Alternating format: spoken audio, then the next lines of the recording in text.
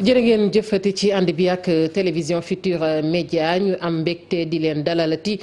ci édition spéciale bi ñu jagleel ba tey coronavirus di jàngoro jooju ñuy wax boobu ba tey Sénégal nag ci fàttali démb rek ñu ngi leen doon wax ni lu toll ci ñeenti doomu aadama gis nañu ci ñoom jàngoroy coronavirus moo waral boobu ba tey ñuy amal nag ay édition spéciale di ci ami gan di ci nag it jëlit téléphone lépp rek ngir dara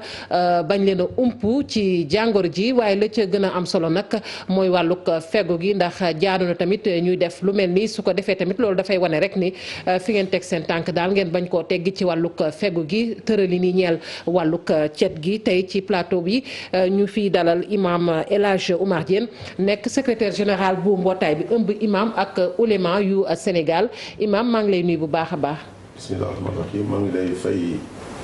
mangook kon tey daañu waxtaanee lu am solo rek ci édition spéciale bi ma feggoo ci tamit ak docteur Aliou Dia moom mooy chef division médicale scolaire ñu ngi lay jaajëfal bu baax a baax yow it docteur ci wisi bi. maa ngi leen di nuyu seen auditeurs yëpp. ma ngoog kon tey dinañ waxtaane rek jàngoro ji di coronavirus ndax xeex la boo xamante ne nii nag ku ci nekk am nga ci wàll ku ci nekk rek am nga ci noo ci war a taxawee moo xam nga féete ci askan wi moo xam nga nekk kilifa moo xam nga féete ci daara yi waaye gis nañu ne tamit ne imaam yi am nañ ci solo suñu kilifa diine yi suñu kilifa aada yi imaam yeeg ulema yi ñoom ñëpp tamit mu mel ni tey am na cër boo xamante ne am nañu ko ci xeex bi moo waral tamit ni ma ko waxee rek tey ganu tey gi di imam El Hadj Oumar Diène secrétaire général may fàttali des imams et oulémas du Sénégal muy mbootaay googu imam gannaaw ba ma la delloo nuyu jàngoro ji nag tey moo ñu boole ci édition spéciale bi ñu ngi koy def boobu ba tey ñu ngi koy seetaane ci télévision Futurs Médias imam jàngoro ji balaa muy xuus ci yeneen laaj yi li ma lay njëkk a wax rek imam lan mooy sa jàngat ci coronavirus. waaw maa ngi lay fay di nuyu auditeur ak auditrice su TFM yëpp njàngat bi ñu am ci coronavirus bi dañ ko jàppee ne balaa la maanaam musiba bu rëy la boo xam ne kenn mënu ko téye kenn mënu ko natt ndax li nga xam paramètres yi nga mën a téye li nga ignoré nag dañuy ñaan ñun comme ci olof rek dañ ñaan dogalu yàlla la te feebar bu ñëwee fokk nit ñi fagaru ci pour seet tamit ay solution ci biir feebar boobu ndax alxuraan wax na ko feebar bu nekk am na lu lay faj donc lii bu musiba bii ñëwee fokk ñu seet li koy faj ànd ak li ñu ko war a protéger pour mun ci génn ndax ñëwul pour faagaagal àddina bi daf fi jaar rek comme ni fi yeneen feebar yi jaare woon mais loolu ci pexe yàlla suñu borom la te jékki-jékki jamono dara xew loo xam ne day ëlëm nit ëpp doole nit mais yàllaa ci wane boppam yàllaay wane ne moo fi ne te moo fi nekk ba toujours donc loolu bu amee ñun ay jaam lañu dañuy nangu dogalu yàlla nag jéem a seet tamit nu ñuy fexe ba génne ci. ma ngoog dogal la ni nga ko waxee imam lan ngay tontu ci ñu bari ñu jàpp ni xëy na ak càgganteef dafa am ci réewum Sénégal ndax bu ñu xoolee réew yoo xamante ni ëpp nañu doole Sénégal mucc ñu ci jàngoro ji kon tey lan ngay tontu ci ñi jàpp ni xëy na ak càgganteef da cee am. xëy na ñooñu dañu amul information bi ci war ndax Sénégal ñun ci lu ñu gis ak li ñu ci xam ministère bi ñuy wax ministère de la santé dañ ci investir seen bopp ba mu jeex ci que dañu def prévention sax te lii amul ndax ci ginnaaw rek Ebola jaaroon na fi kon ñoom am nañ ci formation ak information bu mbir mi ñëwee naka lañ koy gérer te it gis nañ ñu ngi ciy def suivi di ci def communication. ñii jékki-jékki nag di ci wax te xamuñu ci dara ñoo ci waxu aventurier maanaam waxu nan la fooy di wax rek mais mbir balaa nga ciy wax da nga koy xam comme am nañu ministère de la santé am na directeur de la santé am na directeur des infrastructures am na directeur yu bari donc du tuuti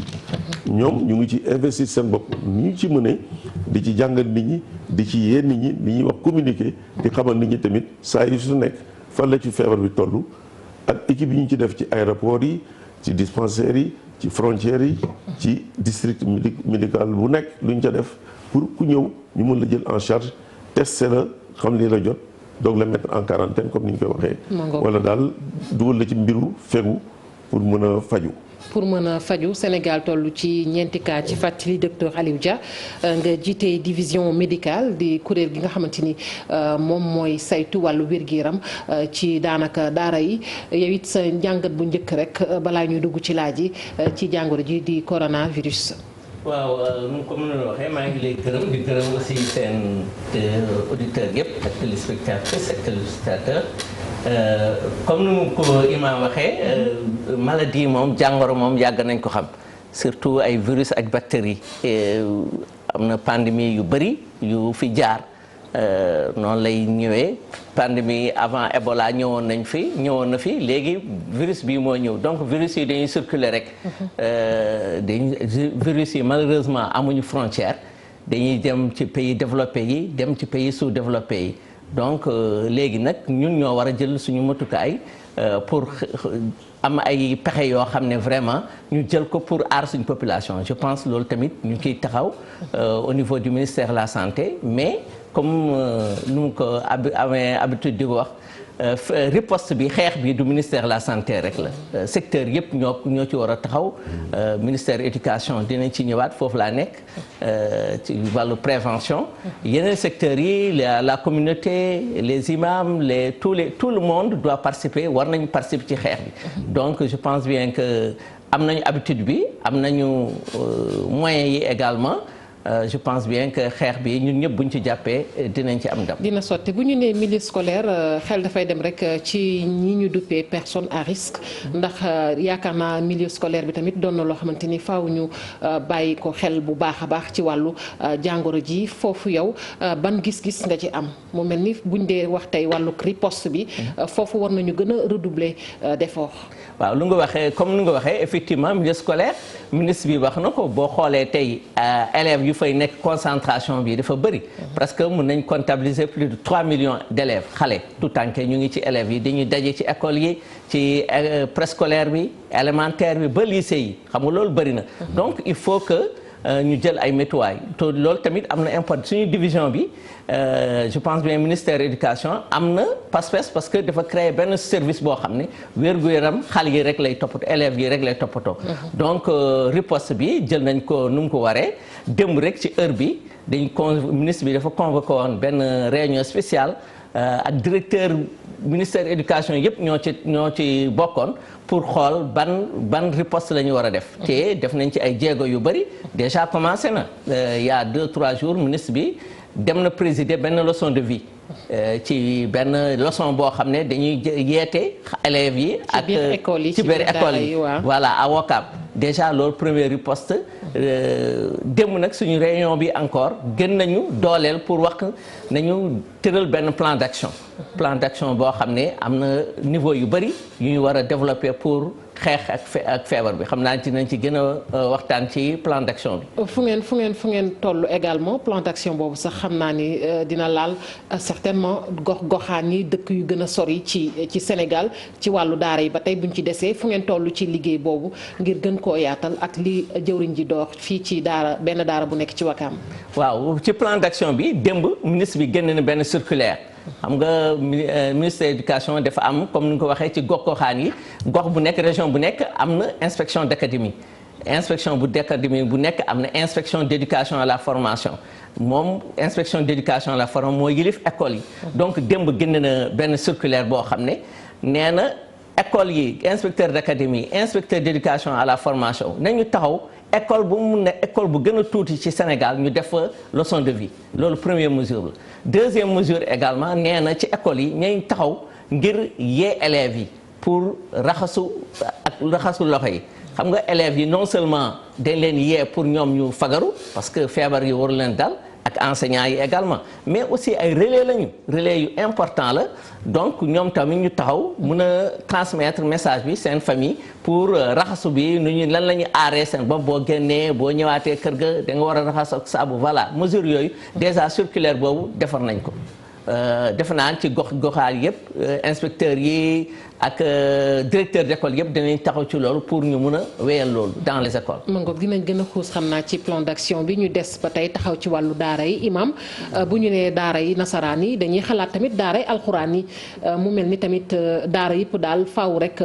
tey riposte bi ñu maasale ko fépp imam. waaw jël nañ ci fagaru ci loolu. waa daara ji tamit wax ak ñoom ndax plan d'action national la. ñuy jël raxasu ndax war nañ ne bu ñuy jàpp sax dañuy raxas seen digg loxo yi raxasu bi dafa am nu mu war a jaaree mel ni kuy jàpp raxas wee raxas kii ndax microbe bi dañ ciy dugg. donc saabu ordinaire bi baax na ci gel alcoolisé yi baax nañu mais pour le moment ñu am ci saabu yi ndax loo xam ne yomb na te nekk na à disposition ci ñëpp mooy cet gi. cet gi waaw. cet gi moom c'est très important fii ngay nekk li ngay sol say loxo boo nuyoo nit ñi boo eggee sa kër it nga raxasaat say cër ba mu set balaa ngay joxeeti loxo wala ngay lekk wala dara ngeen éviter ko ndax microbe bi bu xësee dugg sa loxo jàngal nañu ne day jàdd ci sa gémmiñ yomb lool wala nga nokki ko mu yomb lool wala nga toxoñ say bët mu yomb lool mu daal di dugg ci sa yaram pour loolu nag éviter ko dañu jàngal ne ni ci ni ñu bindee suñu xutba yi nit ñi nañuy raxas seen loxo yi comme ni ñuy jàppee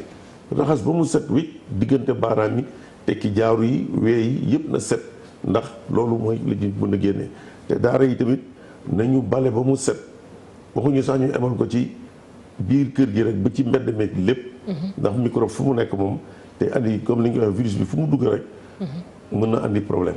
donc pour éviter ko te comme daara yi day am mbooloo ñu ne cet gi na lëmbeñ ñëpp bu ci kenn mucc na ñëpp set ci cool gi ci lekk gi ci raxasu bi ak ci biir daara yi ci boppam set na fa nekk am eau de javel am saabu am omo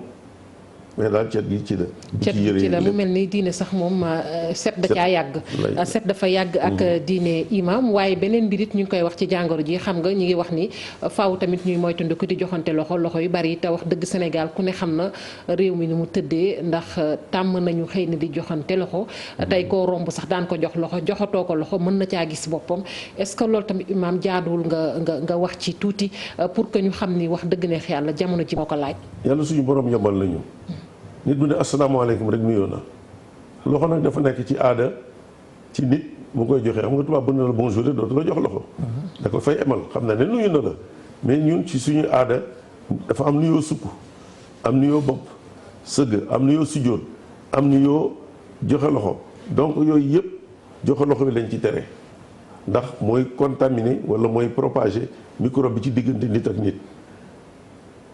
comme nag ñun dañu nekk ci réewu aada foog ñu muslu tuuti ak muñ tuuti nuyoo bi moom nañ ko dakkal di wax asalaamaaleykum mën nga ne asalaamaaleykum joxe sa ñaari loxo nii sa bopp nuyu nga nit ki boo ne asalaamaaleykum sëgg nuyu nga nit ki boo ne asalaamaaleykum sukk tamit nuyu nga nit ki donc nañu emale bàyyi joxe loxo bi ndax joxe loxo bi du gàcc du tuutal mais jamono ji moo fa toll te jamono fu mu toll da ngay ànd ak moom ca na mu mel. donc da ngay ànd ak jamono di dox ak moom docteur Aliou Dia ñu des ba tey ci milieu scolaire bi xam nga milieu scolaire bi tey bu ñu ko dee jël benn pàcc maanaam bu ñu ko jaglee bu ñu jëlee rek wér-gu-yaram ci wàllug milieu scolaire docteur Dia ci sa gis-gis est-ce que amul luy sooxe ndax yàgg naa ko di wax waruñu xaar rek ba lenn ne këtt na jonn ñu doog a àndandoo nag di jug di daw fu ne jëmale fa duñu xam sax yenn saa yi fu ñuy dëgg suñu tànk est-ce que milieu scolaire bi ci wàllu wér-gu-yaram amul lu cay sooxee. waaw xam nga wér-gu-yaram en milieu scolaire dafa bari ay fànn. Le plus important farme bu gën a important nag mooy prévention boo xoolee ñun dañuy wax ni toujours contribution bu gën a mag milieu scolaire ci wàllu prévention mooy enseignement apprentissage jàngale bi bu ñu fàttali ko ñun ñëpp presque maladie yu feebar yu bari ci classe lañ ko jànge paludisme tuberculose yooyu yëpp ci donc enseignement apprentissage bi dafa am importance déjà loolu ci ñuy jànge leçon yu ñuy jànge am na feebar yu bëri vraiment foofu lañ ko jàngee te démb sax suñu réunion bi directeur de cabinet mu ngi doon wax xam naa dañu war a changer léegi programme yi peut-être am na dañ ci war a xoolaat parce que xam nga boobu Ebola amul woon boo xoolee peut-être virus yi amuñu woon ay feebar kese la jàng dañu war a xoolaat programme yi pour dugal ci yenn feebar yi virus yi jàngale virus Ebola virus coronavirus dafa war a nekk dañ ko war a xoolaat te xam naa loolu programme éducation ñu ngi ci xool donc premier point mooy loolu jàngale xam élèves yu bëri foofu la ñuy xam lan mooy feebar bi lan moo koy aar ensuite beneen volet bi mooy toujours prévention changement de comportement nan la ñu changer jikko yi par exemple set dañuy jàngale xale yi volet hygiène également balaa nga dugg ci wanag par exemple da nga toilette yi da nga war a raxasu boo demee kër ga yooyu yëpp dañ koy jàngale donc c'est volet prévention avant sax ñuy dugg ci vrai curatif. volet en tout cas éducation jàngale au milieu scolaire lu gën a importance mooy volet prévention. loolu moo ci ëpp solo. moo ci ëpp solo ci wàllu maintenant lekk gi surtout yaakaar naa foofu docteur war nañ ci bàyyi xel bu baax a baax xam nga ñu ngi fi yàgg di dégg cantine scolaire fii cantine scolaire fële waaye tey dafa mel ni cantine scolaire yooyu lu ci bari turbee fi nekk waaye wax dëgg neex yàlla la yàlla xam doy na tey di nga dem daara joo xamante ne nii da ngay gis maanaam ku nekk lu neex waay jaay ku neex jaay te duñu xool sax topp ndax dëgg-dëgg kii jaay la muy jaay sell na kii jaay ndax wér na ba war a mën a jaay est-ce que loolu tamit yaakaaroon ni am na liggéey bu ñu ci war a def ndax am na ci xeetu virus yoo xamante ni ku ne xam na tamit ne ci lekk lay jaar. waaw loolu tamit lu am importance vraiment nutrition ñun suñu déjà direction bi sax dafa am volet nutrition bu rëy pour xool nan la xale yi nan la ñuy lekk également la ñuy lekk loo xam ne par excès et par carence parce que nutrition aussi booy wax lekk. léegi sax ñun ñu ngi gën a tiit sax. boo xoolee suñu xale yi presque ay hamburger la ñuy lekk boo xoolee ay alors que lekk yooyu ay peut-être obésité lay indi yeneen genre feebar lay indi mais surtout aussi lu nga wax dëgg la aussi contrôle bu ñuy jaayee ci école yi loolu ministère de l'éducation nationale en collaboration ak service d'hygiène xëy na doyul mais dañ ko war a yokk normalement pour def ay brigades mais man toujours loolu la may wax mooy peut-être dans les écoles également directeurs d'école yi principaux yi ñoom tamit ci communauté bi lañ bokk parce que ñuy jaay foofu aussi ci communauté bi lañ bokk peut-être sax dangay dem foofu ñu ne sama doom fii lay jaay fii lay nekke mais quelquefois jaaykat moom intérêt am rek lay xool donc en tout cas éducation boo xoolee ci également dans les régions am na ay inspection médicale des écoles peut-être amuñu moyens yu bëri mais ñu ngi également essayer lan lañu xool lan lañ nit di jaay ci diwaan yi la gën a sooxee fii gën a sori ci Sénégal tey mën nañ wax ni xale yi booy xool docteur daanaka suukar képp la ñuy dundee ndax boo demee ñay jaay ca buntu école ya ña nga teg seenu palaat def ci ay tàngal suukar yeneen ak yeneen bul xam tàngal ya fan lay jógee xam nga mu nekk loo xamante ni yaakaar naa foofu aussi fi ngeen féetee ci wàllug njàng meek njàngal mi faw tamit ngeen def si ay jéego. waaw effectivement loolu laa doon wax léegi parce que dañu war a changer paradigme peut-être lu ñu doon jàngale léegi boo xoolee du nga wax effectivement boo xoolee maladie non transmissible jàngoro yoo xam ne du virus moo koy joxe ay obésité comme nu nga waxee nii loolu xam nañu boo moytul moo gën a indi problème. gën a gaaw sax mooy gën a gaaw ko yenn virus yi donc ñun par exemple suñu programme en collaboration ak ministère de la santé ñu ngi bind benn téere benn guide boo xam ne maladie non transmissible dañuy jàngale rek comportement yu baax élèves yi comportement ñu bañ a lekk lu saf lu kii ëpp xorom suukar ak diwlin ñett yi vraiment depuis le préscolaire jusqu'à l'élémentaire jusqu'au encore ba lycée loolu war nañ ci gën a def ay jéego pour vraiment changer les comportements parce que xale yi maintenant lu gën a sucré la ñuy lekk ci préscolaire bi lay commencer ba ñu ñëw ba ci lycée bi ñu habitué donc il faut ñu def éducation bu gën a rëy booleeg nag ak parents d'élèves yi parce que ñun suñu programme aussi vraiment boo xoolee programme bu ñu tëral dañ ci boole parents d'élèves yi yokk ci nag ma dolli ci rek pour fàtte wuñu aussi daara parce que éducation nationale am na aussi ay daara yu muy administrer donc lu ñuy def ci école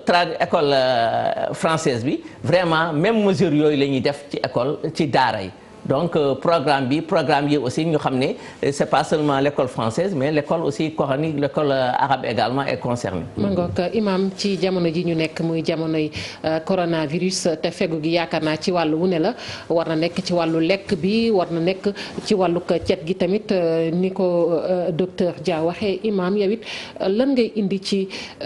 anam yi ñuy jaayee lekk ci biir daara yi anam yi xale yi di jotee ci lekk yi ci heure récréation surtout laay wax nga xamante ne ñu ci bari xëy na dinañ lekk loo xamante ne bu ñu ñibbee seen kër mu indil leen ay tolof-tolof. waaw loolu surtout ci jaaykat yi lay commencé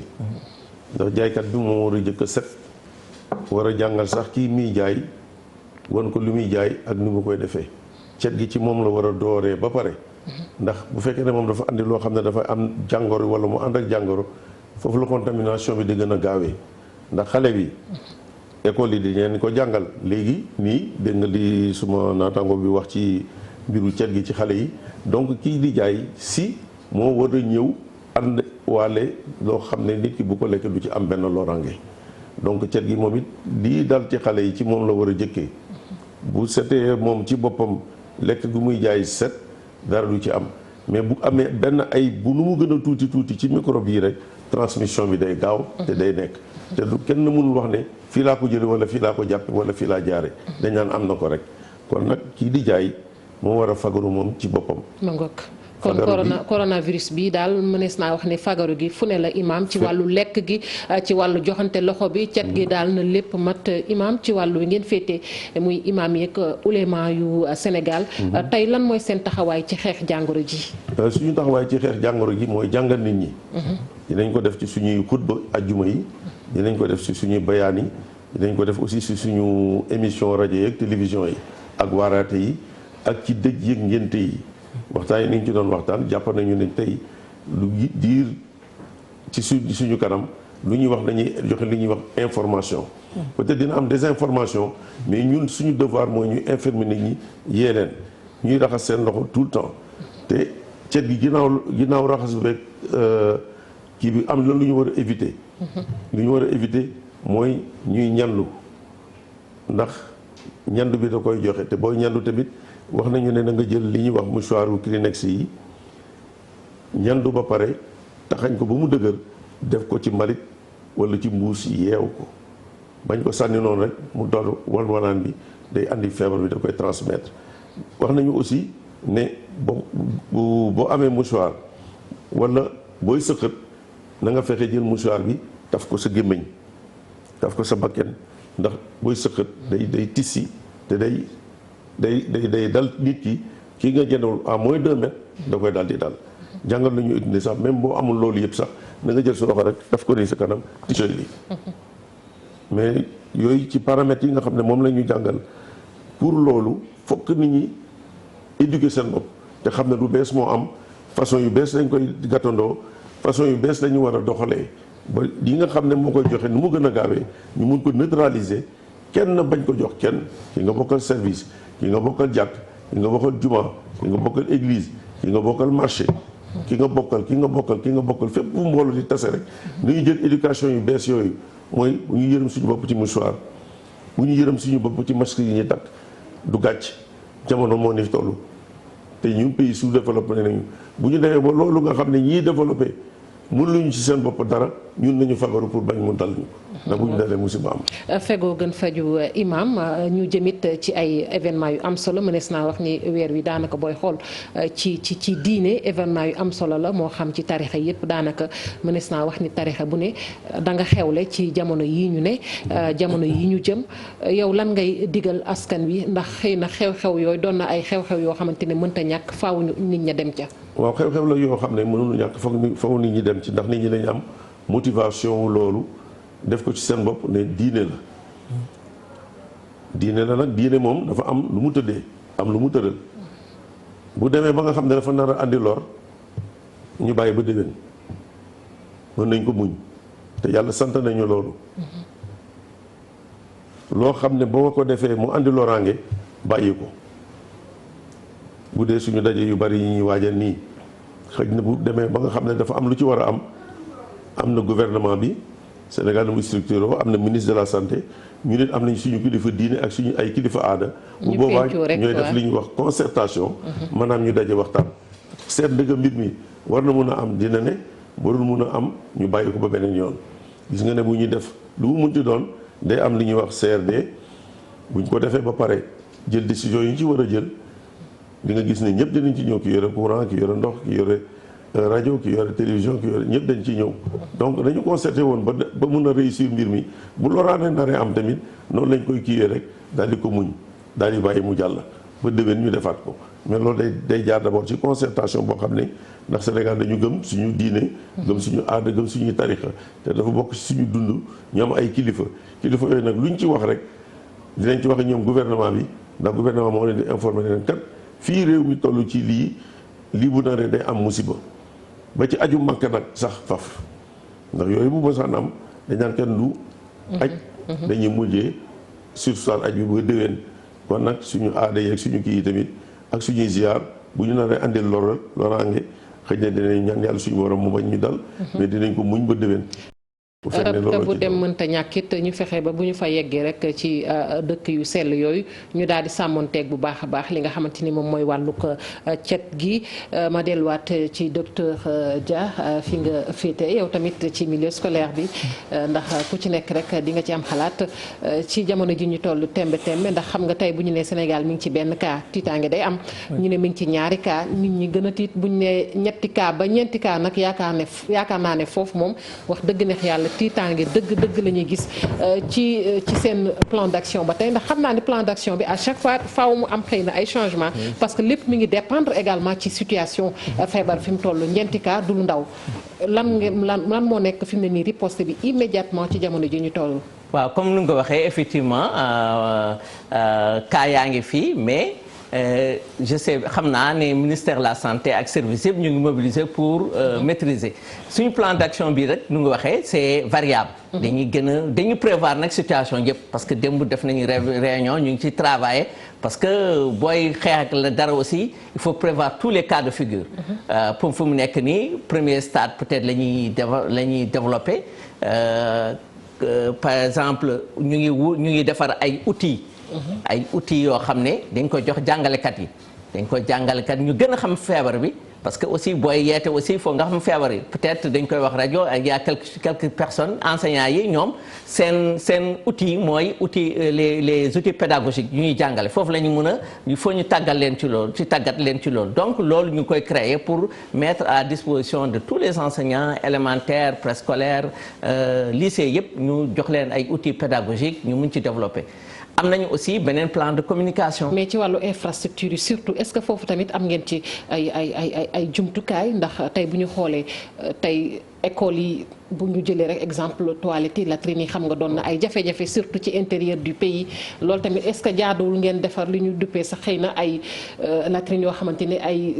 néggandiku lay doon defar ko rek ci jamono jii ñu toll nii lépp rek pour mën a permettre xale tamit ñu am ci barab yu ñuy dugg barab yu set. bien sûr loolu c'est important et aussi ci plan d'action baa ngi foofu ñaar mu ngi foofu plan parce que bu ñu waxee xale yi ni ngeen raxasu na ngeen dem ci waa s'il n'y a pas d'eau dans une école amul sens donc ñu ngi ci gën a renforcer déjà ci plan d'action yi dinañ gën a ak suñu partenaires yi dinañ gën a mobiliser pour ñu am saabu partout ñu gën a am aussi lave-mains fu ñuy raxasoo également ak ndox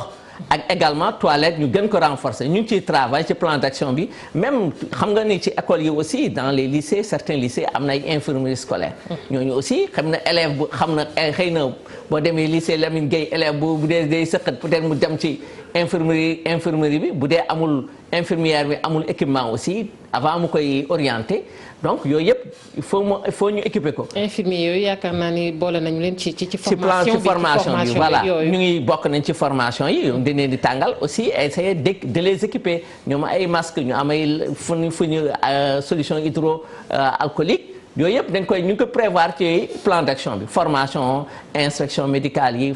donc mettre à la disposition de tous ces outils là ñooñu ñuy jàngalekat yi ak infirmerie scolaire aussi bokk na ci plan d'action bi. man nga ko imam nu jàngatee loolu mu mel ni kon it war nañu dooleel bu baax a baax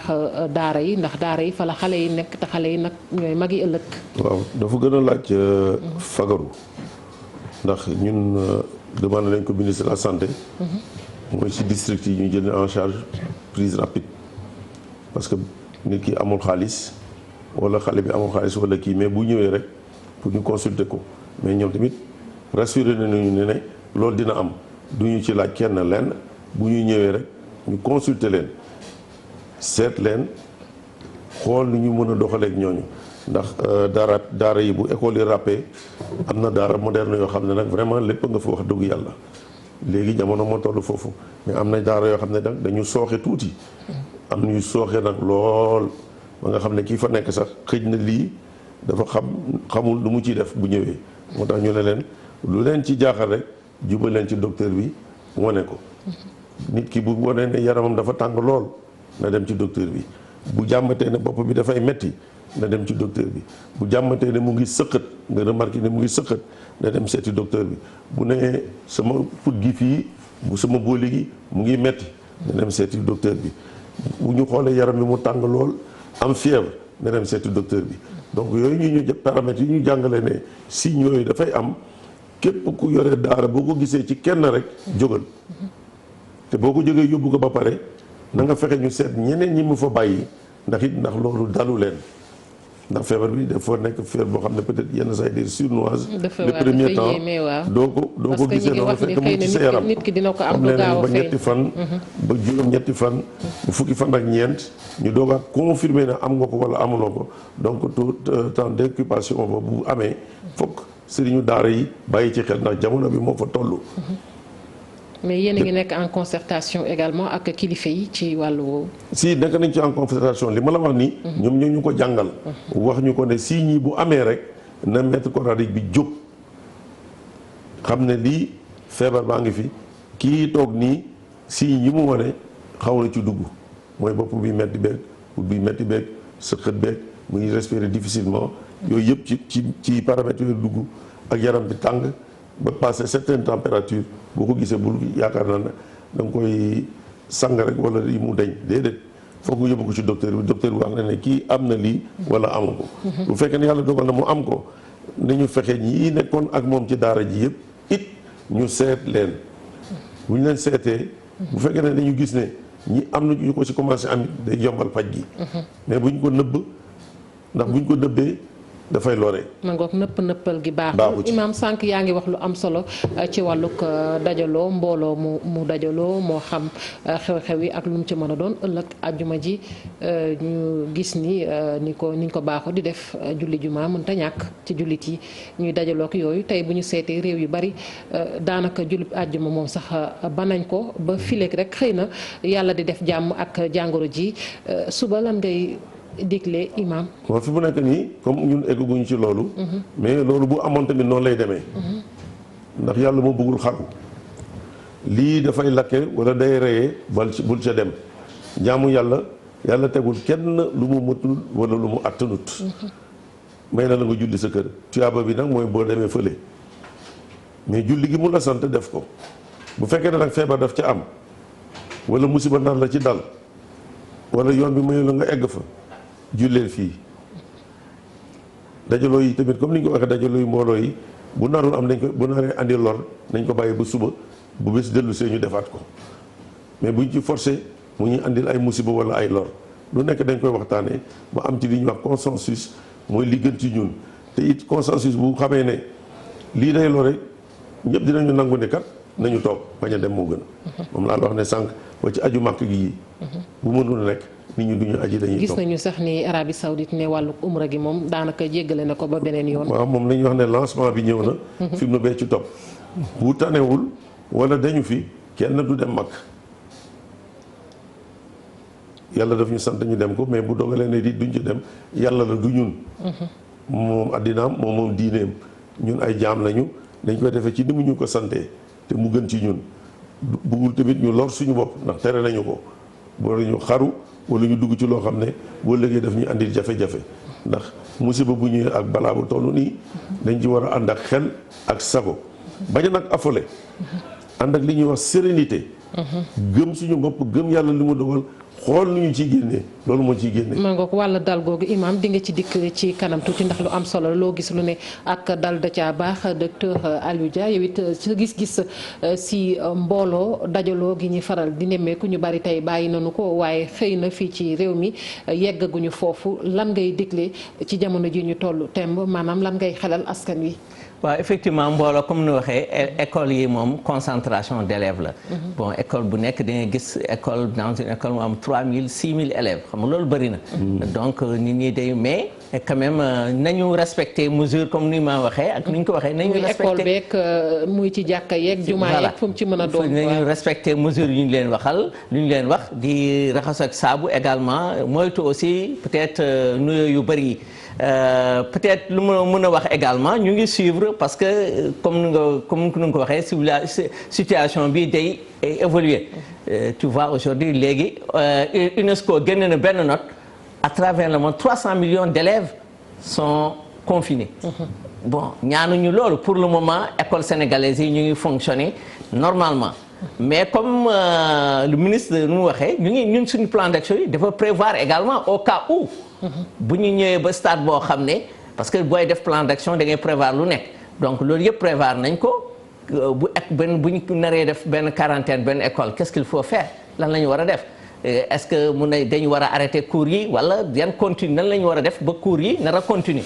donc si plan d'action bi yooyu yëpp prévoir nañ ko on a des outils ak des réseaux yoo xam ne nan lañ ko mën a defee pour jàng bi mën a continuer. ma nga ko yaa ngi wax sànq dajaloo gi xam nga tamit xel day dem ci affaire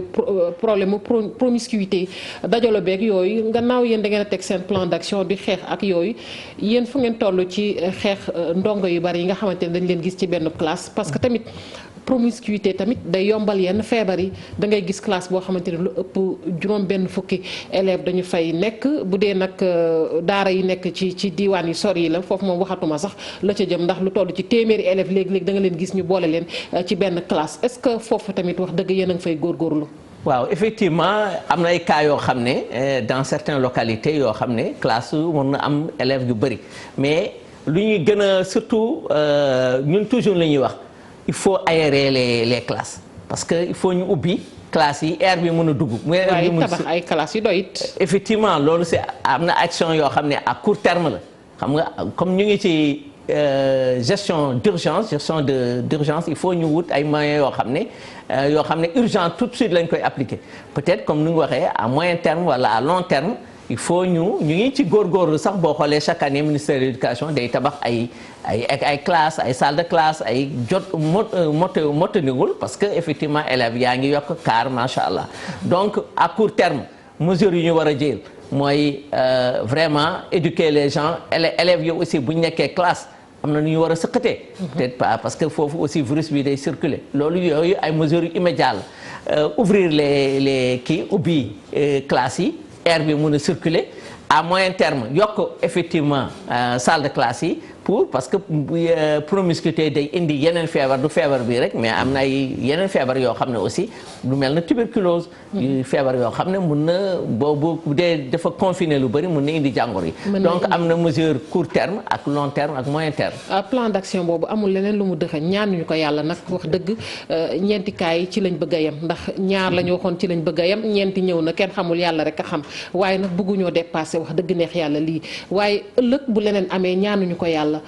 mbaa noppi ngeen wax dëgg pour ñu téye suñuy doom ci suñuy kër. waaw gis nañu ay réew yu bari tey seeni daara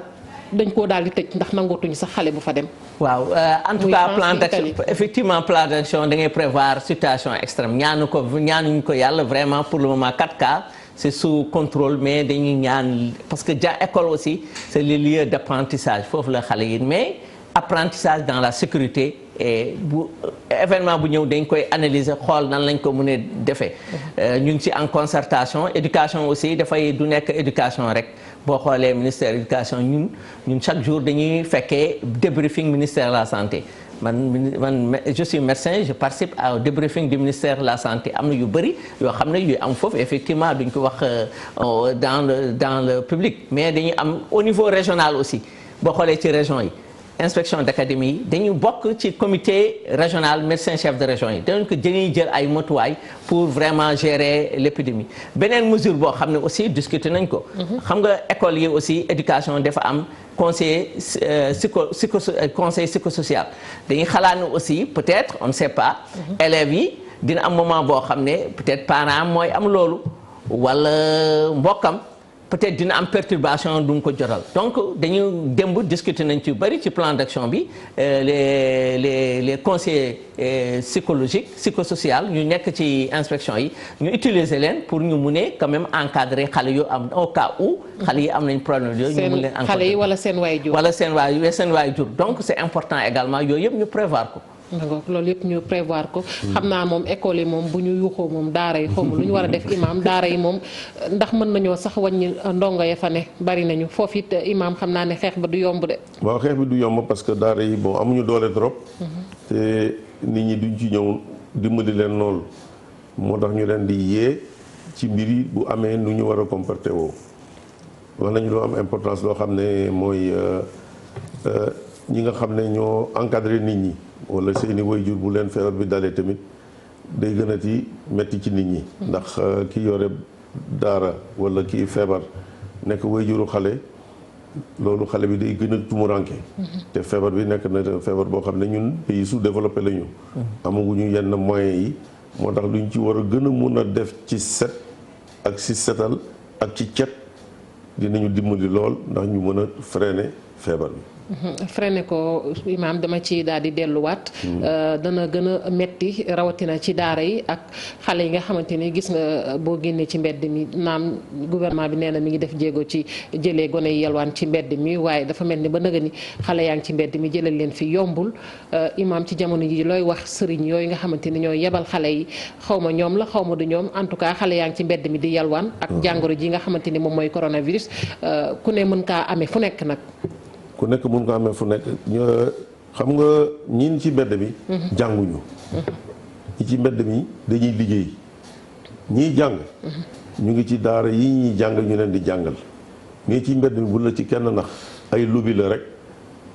ñenn ñi sax mënuñu jàng Fatiha ñuy jël xale yi andi leen fii teg leen ci mbedd mi fii mbeddu Almadi bi dafa fees telle ki xale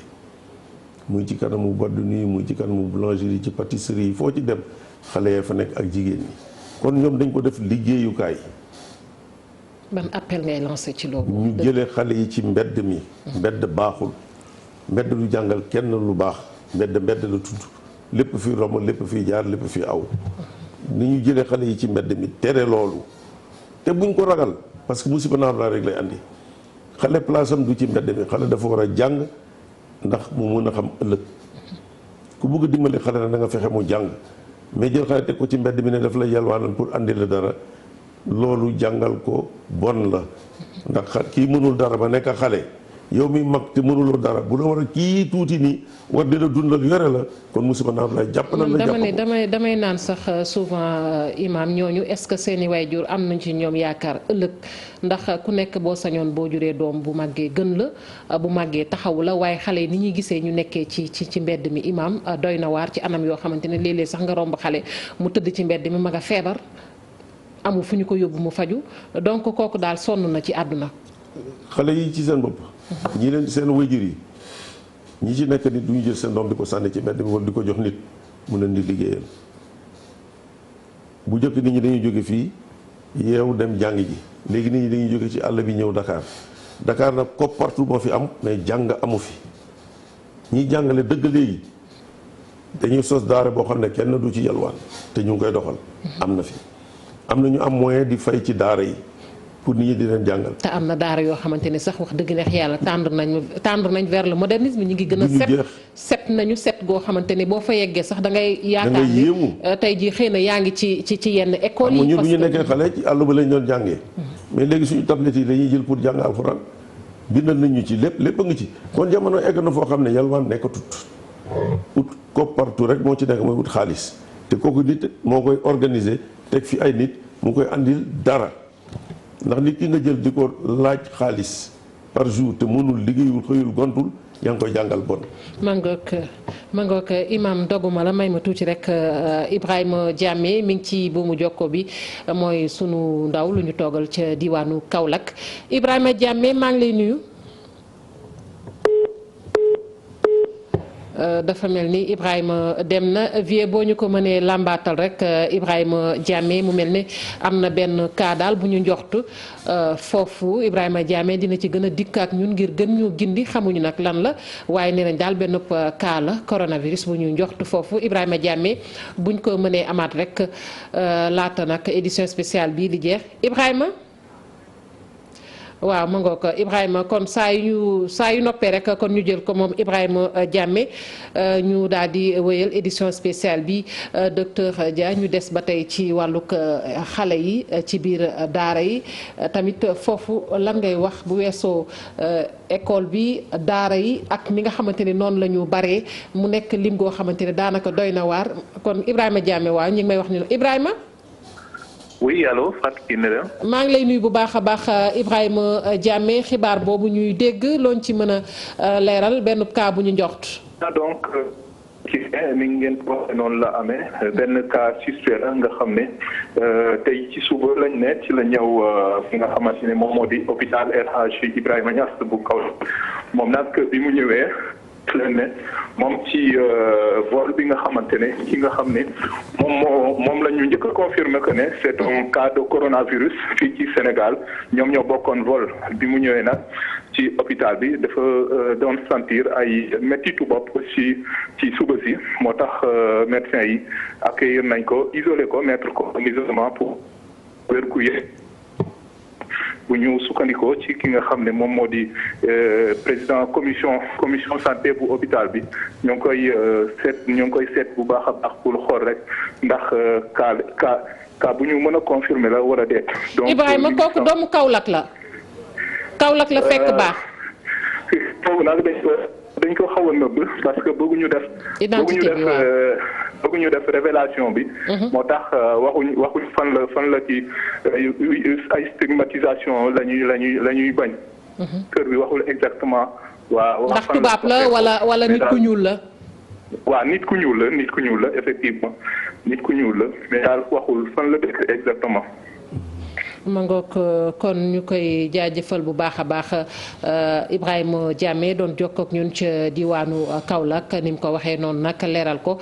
kenn ku ñu njoxtu nag ni dafa am jàngoro ji ñëw ci kër docteur boobu ca Kaolack di jàmbar rek bopp buy metti maanaam mandarga ya xamuñu nag lu mu doon dëgg-dëgg waaye lii leer ba leer mooy dañ ko daal di isolé maanaam ber nañu ko moom moomu nag ñëw ci vol bu njëkk boobu muy ki nga xamante ni moom moo njëkk a dugal jàngoro ji. fii ci biir réew mi docteur ñu wéy ñi ngi nekkoon ci daara yi ak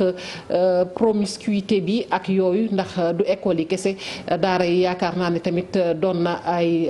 barab yoo xamante ne barab yu doy waar la ci wàllu dajaloo te dajaloo moom bu amee rek lu nekk mën naa am. effectivement ministère éducation nationale sax ci témoignage imam am na ay daara yoo xam ne ñu ngi koy toppatoo am na ay daara par exemple am nañ benn programme bu tudd promotion des daara modernes parce que ñu ngi construire ay 64 je pense daara ñoo xam ne éducation nationale ñoo koy parce que lu mu wax c'est important jàng bi ñu nekk ci mbedd mi peut-être c'est pas la meilleure solution le meilleur moyen pour jàng ñu nekk ci ñu bëgg a jàng vraiment daara éducation nationale ñuy instauré xale yooyu ñu ngi leen di on va les mettre dans de très bonnes conditions ñoo xam ne dañ leen surveiller am na sax benn programme boo xam ne sanitaire la ñoo xam ne am na élèves yoo xam ne xale ndongo daara yoo xam ne dañ leen di inscrire sax ci CMU donc pour faciliter yenn prise en charge yi am na yoo xam ne aussi dañ leen di faciliter bu ñu feebaree bu ñu demee ci district sanitaire bi ñu mu jël en charge donc foofu mais lu may lancer appel bu may lancer vraiment c'est surtout ñu changer comportement yi. parce que est-ce que jotul tamit ñuy ngeen di def ay descente xëy na ci daara yi. yenn daara yi def ay descente ànd ak service d'hygiène di xool ndax ñu ngi sàmmonteeg ak wàllu cet gi ndax bëgguma nag kenn koo xamante ne danga ma joxañ baaram baax nga mere ma waaye xam nga bu ñu nee wàllu cet rek wax dëgg ne xaala li ma bëggal sam bopp moom ngay bëggal ku ne donc est-ce que jotul ngeen di wàcc ci daara yi ànd ak service d'hygiène jar bu ko jaree sax imaam ñu teg ay daan ne tey bu ñu ñëwee fekk daara ji melul anam bii dana am ay daan yu tegu ci sa kaw bu dee alamaan la ak lu mu ci mën a doon mu nekk sax ay alamaan yoo xamante ne xëy na du diis noonu waaye xëy na loolu yëpp dafay tax rek nit ñi gën a sawar ci yëf yi. dëgg la nit ñi gën a sawar ci yëf yi ndax daara yi gis nañu nu mu mel mais comme ni ñu leen ko jàngale fan yi dina wan ne cet gi daf ci am importance maa ngi wax ci daara yi sax même bi ñu demee ministère de la santé wax nañu même mbaaru xar yi. xar yi seen bopp nañ leen di sang bu ñu set bale mbaari ba ñu set def ci grésil def ci des trucs sanitaires yoo xam ne vraiment feebar bi dina fi jógee mais daara yi nu ñu mel yenn daara yi sëriñu daara yi ñoo ci war a gën a def fagaru nag ndax yore ay élèves xëy na juululoo leen mais say doom lañu bu ñu ci feebaree nga jaaxle di nga ci ñàkk jot bu dul jeex yenn saa yi da nga ko naan tëddal fii rek ndax doo am loo jëndee wala doo demee nii docteur wax na ko sànq am na ñoo xam ne sax inscrire nañu ci CMU yi te foo dem ci district yi du ñu négligé xale ndax boo di nga fa fekk sage-femme wala infirmière boo xam ne ñoom dañuy doomoo nit ñi di leen toppatoo wax dëgg yàlla bu ñu nekk ndongo daara rek moom buy egsi rek dañuy xam ne amul fay d'abord dinañ ko jël gratuitement loolu moom ak daara yi am nañu loolu ci district de santé yi fu ñu ci dem du ñu leen fayloo kon nag li ci des rek mooy ñu accompagner xale yi ci cet gi ci sëriñ bi mu jaral ko tànku tubéyam mais bu fa feebar bi dugg ndax bu fa feebar bi duggee dina jàpp xale yi mais moom it du ci mucc kon nag li nga xam ne fagaru gën faju mooy nga teel a jóg ci mbir na nga mun ko gàttandu te def ci li nga ci war a def ba mu jeex nga xam ne loolu wàcce na la. ma ngoog docteur yow it looy wax ci wàllug daara yi j'espère que ministère bi ni ko imaam waxee bu baax a baax ne tey kër docteur bu ñu dem waxuñu kër docteur privé bi taxul ñuy wax xëy na yenn centre de santé yooyu bu ñu fa demee du ñu am benn jafe-jafe ci wàllu paj gi ndax léeg-léeg nga dugg mën nañu dem tamit ñu doxalee leneen loo xamante ne du sax lu ñu leen sant. waaw lu may yokk rek ci mbirum daara yi parce que comme ni ko waxee éducation nationale aussi. bokk na ci daara yi bokk na ci seen programme. dañuy am programme de sensibilisation aussi programme santé aussi dañuy dem di leen programme boo gis fii bu concerne école privée yi boo xoolee temps yële ñu ngi doon def distribution médicaments yu ñu ko doon joxe pour déparasitage dañ koy jox école yi jox ko ndongo daara yi. fu may wax foofu peut-être aussi ñu gën a jàppale aussi comprendre agent de santé programme de santé yu ñuy def parce que quelquefois foofu lu may laal foofu mooy désinformation bi. vraiment loolu quand même on le déplore quelquefois am na ñoo xam ne buñ ñëwee non lii garabu tubaab la fële la jógee wala fële la programme yi du programme Sénégal alors que ñun sénégalais lañu. du ñu jël ay programme yoo xam ne. gëmuñu ko di ko indi fii donc désinformation bi la ça peut passer maanaam programme lu ci mel ni lan pour ñu gën a xam. par exemple bu ñu indi ay garab yoo xam ne par exemple même se bu ñu dee xale pour garabu saan la. bu ñu ko indi quelquefois nit ñi du ñu comprendre non garab yu wóorul nga di ko jël. dëgg la alors que ñun sax dañuy fex quelquefois dañuy jël maa ngi district ak sama xaritu médecin chef de district yi dañuy dem sax devant sëriñ bi ak ndongo daar yi moom mu jël ko jox ko doomam yi. donc pour dire seulement désinformation aussi war nañ ci vraiment programme yu nekk ba ci supplémentation yi ci vitamines yi ndax ñu bari dañ ci am xel ñaar fii ci Sénégal duñ ko nangu te yenn saa yi xëy na dañ ciy jublu ngir aar xale bi waaye nag nit ñi dañu ci am ay xalaat yu waroo. voilà ñun par exemple au niveau waxuñu discuter ci loolu parce que ñun au niveau de la DSMS. Mangook dogguma la docteur Mangook mu mel ni kon dañuy dem fële rek ba ministère de la santé ak conférence de presse bi nga xamante ni dana fa am tukkee ci directeur de cabinet bu ministre de la santé Cheikh Diop la ñuy dem fekk ji foofee ci ministère de la santé mu mel ni kon édition spéciale bi dañ koy daal di rek kon yemale fii dem ba ministère de la santé fekk ji fa kàddu yi laata mu ñu rëcc. 10 personnes dont 9 cas suspects Les 9 cas suspects sont enregistrés dans le cadre des sujets contacts que nous suivons et un 10e cas qui a été identifié au niveau de la frontière sénégalo-gambienne, au niveau de Keur Aïb. Je m'en vais tout de suite vous annoncer que les 10 tests effectués à ce jour sont revenus négatifs. Pour ce qui concerne les 4 patients précédemment diagnostiqués positifs, leur état s'améliore. Et pour le premier patient, donc du Sénégal, un test de contrôle devrait être fait dans les 48 heures pour voir si réellement le traitement a eu les effets escomptés. Donc ce qu'il faut dire, c'est qu'aujourd'hui, jeudi 5 mars 2020, le Sénégal n'a pas enregistré de nouveaux cas et nous en sommes à 4 cas comme dit lors de la journée d'hier. Je vous remercie. Merci au décès. Donc il va faire le résumé en wolof, monsieur le directeur de cabinet. tey jii kon alxames juróomi fan ci weeru mars fan la Sénégal toll ci wàllu xeex jàngoro ji di coronavirus lan mooy situation bi actuellement. waaw niñ koy defee ak niñ ko diggee askan wi ministère de la santé dafa taamu ci gestion épidémie bi bés bu nekk bu 5 heures jotee ci ngoon mu ñëw def le point ak journaliste yi pour que askan wi xam évolution feebar bi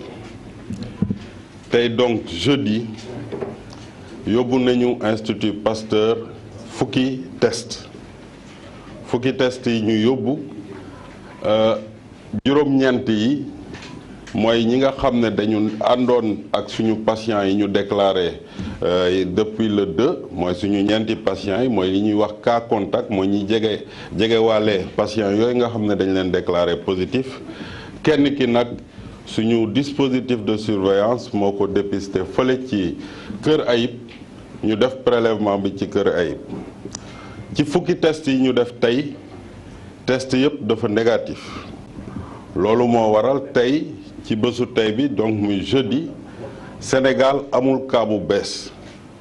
ñu ngi yem ci ñeenti cas yi nga xam ne moom la ñu amoon depuis le 2 maanaam le 2 benn cas le 3 benn cas démb ñu am ñaari cas ñu ngi topp nag suivi contact yi parce que xam ngeen ne ñi cas yi ñu jot a déclaré il faut que ñu topp seen jegewaale moo tax ministère de la santé et de l'action sociale di oo ñëpp ci vigilance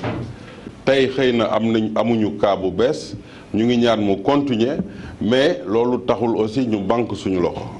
donc ñu ngi leen di ñaax aussi si liggéey boobu ngeen jàppale ñu si di leen gërëm di leen sant wasalaam.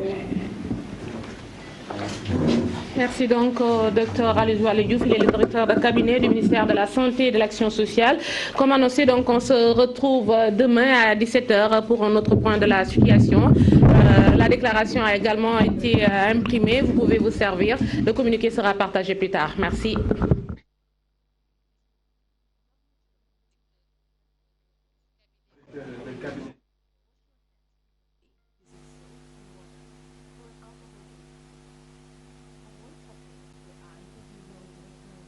ñun ci tënk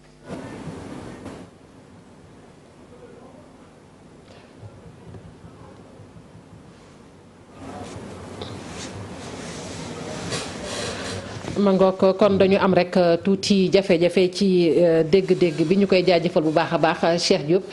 naroon ñu rek kon gën a faram-fàcceel kàddu yooyu tukkee ci directeur de cabinet bu ministre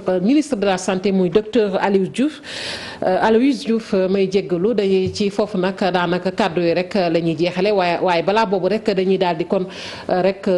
def jàngat tuuti ci kàddu yi imam mu mel ni daal nii bu ko continuer dana baax xel mën naa dal bu kenn déggati cas ñeenti cas la ñu wax fi mu nekk nii mu mel ni kon situation bi daal ñu ngi koy contrôler bu baax a baax. waaw fi mu nekk nii ñu ngi ci sant yàlla. di ci gërëm tamit ministère de la santé publique ci ni ñu jëlee situation bi téye ko. ndax ñëpp ci ñoom la ñuy dégloo xibaar bi ñëw ñu ngi ñaan ñëpp tamit loo dégg ci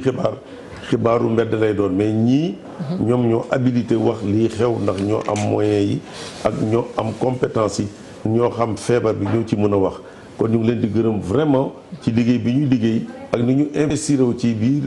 Sénégal yëpp di ko seet ndax li mu wax ne ba Kër Ayib mu nga ci yoonu Gambie fan ñu gis fan ñu ngi fay dépister nit ñi di xool ba am kenn ñi nga xamoon ne tey ci fukki nit yi ñu doon seet juróom-ñeent yi amuñu dara te kon ba tey bu fekkee ne Sénégal ci ñeenti cas yooyu la am mu ngi dalal ni xel kon li ñu doon wax nit ñi rek nañ ci ànd ak sérénité te dal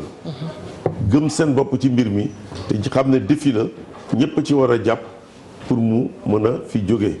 kon nag buñ ko négligé di leen gërëmaat di leen santaat ndax comme bés bu jot ñoom ci suba à 8 heures dañuy tase bu 17 heures ñu wax ci kon nag situation bi ni ñaa ngi ci am information ndax tamit dafa am lu ñuy wax désinformation te loolu moo gën a bon ki ci xamul dara di ci wax ki ci gëmul dara di ci wax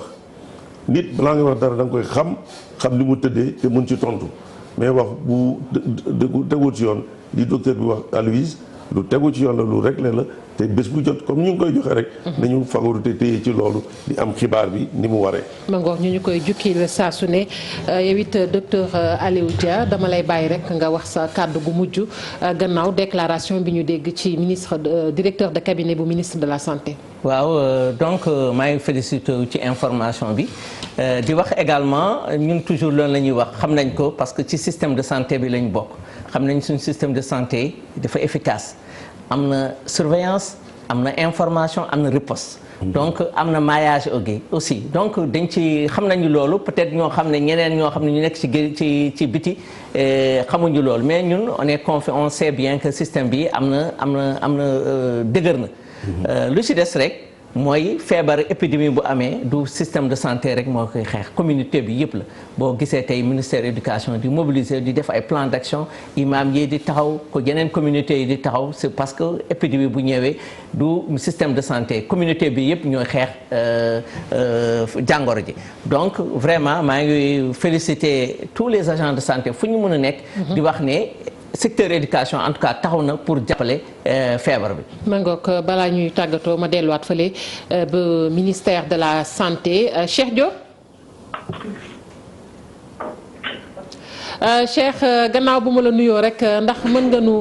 gën a faram-fàcceel kàddu yooyu nga xamante ni moom moo tukkee tey foofu ci ministère de la santé. jërëjëf Fatou Kiné Deme ma lay nuyu di nuyu ñooñee nga xam ne ñoom nga bokkal plateau bi dégg ngeen kàddu yi nga xam ne docteur Aloyse Waly Diouf daal dina ko yëkkati ñeel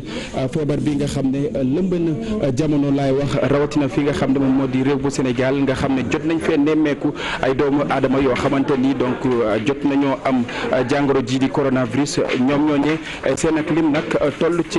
ñeenti doomi aadama niki tey jii nag ginnaaw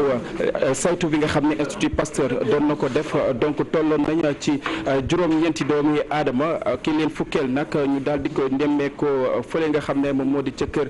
Mayib donc ginnaaw résultat yooyu li ñu xamle moom moo di ñoom ci fukk yi nga xam ne ñu ngi leen doon defal texte boobu nag